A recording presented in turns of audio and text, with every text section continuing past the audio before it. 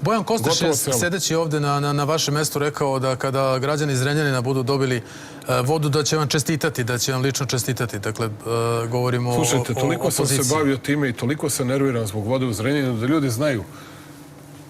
Bilo je tu i bahatosti, i osionosti, i neodgovornosti, i raznog.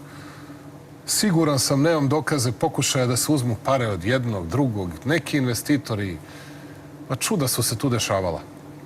Ja mislim da smo mi tu svi napravili grešku što odmah nismo išli na to da uzimamo vodu iz Dunava, jer je ta voda odakle se uzima loša, zagađena. Plašim se da je potrebno još mnogo para da bi to moglo da se sve prečisti na taj način, ali ako bude trebalo, pošto šta god misli o Bojanu Kostrešu, a sve po onim prvim pitanjima mislim različito, znam da bi se ljudi Zrenjaninu radovali, pa sam spreman čak i sam time da se pozabavim, da budem iskren.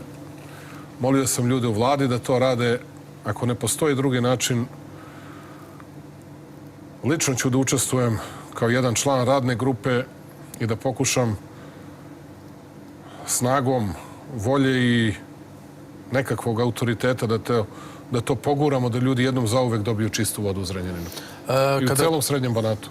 Inače, u Vojvodini imam problema sa vodom i zato je važno da i te probleme sa vodom tu ili u Jagodini konačno i sa uspehom rešimo. I to je deo projekta Srbija 2025.